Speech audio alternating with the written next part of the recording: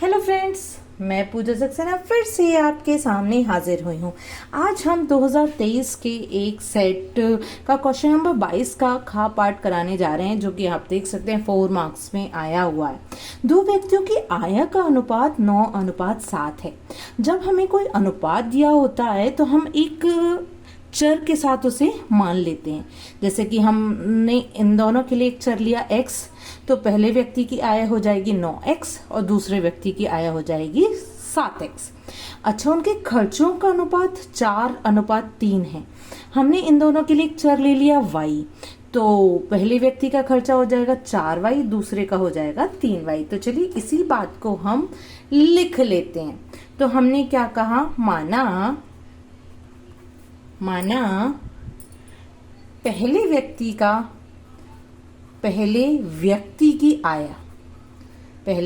की आय, भाई आय क्या मान ली मैंने, मान ली 9x।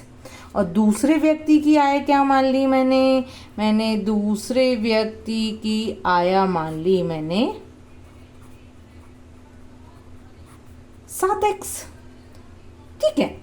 अच्छा, अब उनके खर्चों की बात कर लेते हैं। उनके खर्चों का अनुपात क्या है, 4:3। तो मैंने कहा माना पहले व्यक्ति का खर्चा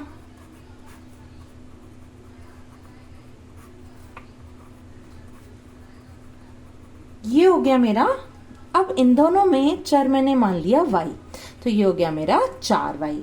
और दूसरे व्यक्ति का खर्चा क्या हो गया, दूसरे व्यक्ति का खर्चा हो गया मेरा, देखिए अनुपात क्या है 3, 4:3, तो ये हो गया मेरा 3y। अब देखिए, मान लीजिए मुझे 1000 रुपये मिल रहे हैं, 1000 में से मैंने 800 रुपये खर्च कर दिए, तो मेरी बचत क्या हो गई, 200 रुपये। ऐसे ही मेरा कहने का सेंस है, आय में से जब खर्चा घटाया जाता है तभी बचत आती है। अब ये क्या कह रहा है क्वेश्चन, प्रत्येक व्यक्ति 2000 रुपये बचा लेता है, यानी पहले व्यक्ति की आय यानी 9x और पहले व्यक्ति का खर्चा मतलब 4y।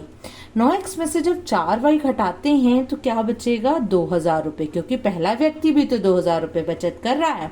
इसे कहेंगे इक्वेशन नंबर 1। अच्छा, दूसरे व्यक्ति की आय क्या है 7x, उसका खर्चा कितना है 3y। तो जब आय में से खर्चा घटाएंगे तो क्या बचेगा, 2000 रुपये बचेगा। इसे हम कहेंगे समीकरण नंबर 2। अब विलोपन विधि कहती है, यदि आप इसे विलोपन विधि से करना चाहें तो या तो x का टर्म सेम बनाइए या y का टर्म सेम बनाइए।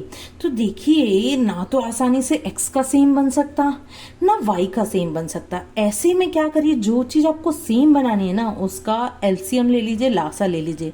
तो मैंने 9 और 7 का यहाँ साइड में लासा लेना चाहा, यहाँ 9 और 7 का, तो 3 तिया 9, 3 एकम 3, 7 एकम 7, 7 तिया 21, 21 तिया 63। तो लासा कितना आ गया, ये रफ वर्क है 63।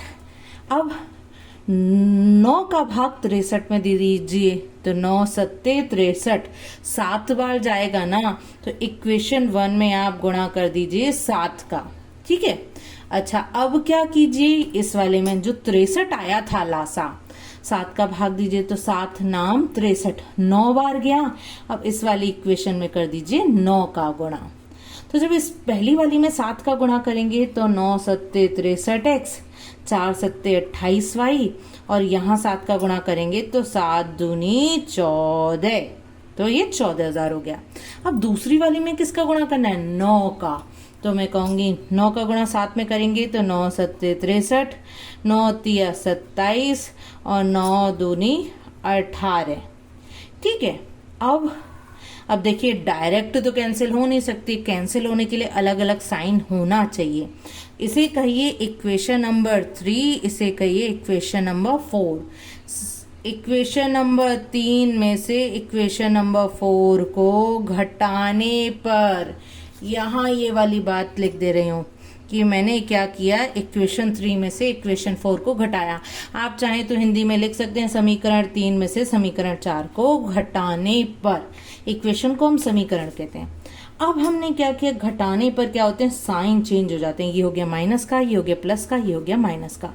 ये दोनों तो आपस में कैंसिल हो गए। अब क्या हो गया, माइनस के 28 प्लस के 27, तो ये बचेगा माइनस के 1y, जिसको हम कहेंगे खाली माइनस के y। और 14,000 में से 18,000 घटाएंगे तो बचेगा माइनस के 4,000। अब मैं कह सकती हूँ माइनस से माइनस क्या हो गया, कैंसिल हो गया। अब y की वैल्यू आ गई क्या, y की वैल्यू आ गई आपकी 4,000। अब y का मान चाहे तो समीकरण 1 में रख दीजिए, चाहे समीकरण 2 में रख दीजिए। चलिए y का मान समीकरण 1 में रखने पर,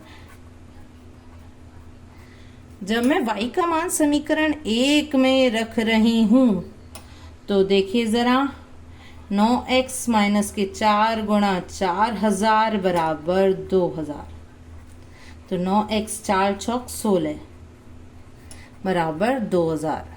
माइनस 16,000 जब दूसरी तरफ गया तो हो गया प्लस का 16,000, तो ये क्या हो गया, 9x बराबर 18,000।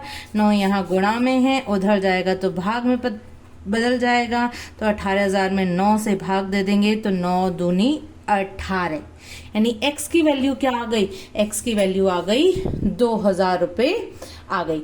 अब हम क्या करेंगे, पहले व्यक्ति की आया, पहले व्यक्ति की आया क्या हो गई मेरी, 9 गुणा 2,000 यानी 18,000। और दूसरे व्यक्ति की आया क्या हो गई, कितनी थी भाई, 7x, तो 7 गुणा 2,000 बराबर 14,000। उम्मीद करती हूँ ये भी रुपए है, ये भी रुपए है। उम्मीद करती हूँ क्वेश्चन का एक्सप्लेनेशन समझ में आया होगा। फ्रेंड्स, यदि क्वेश्चन का एक्सप्लेनेशन समझ में आया हो तो प्लीज़ मेरी वीडियो को लाइक करिए, चैनल को सब्सक्राइब करिए, साथ में बेल आइकन को प्रेस कर दीजिए ताकि मेरी बनाई हुई वीडियो के नोटिफिकेशन आपको टाइम टू टाइम मिल सके। चलिए फिर मिलेंगे फ्रेंड्स।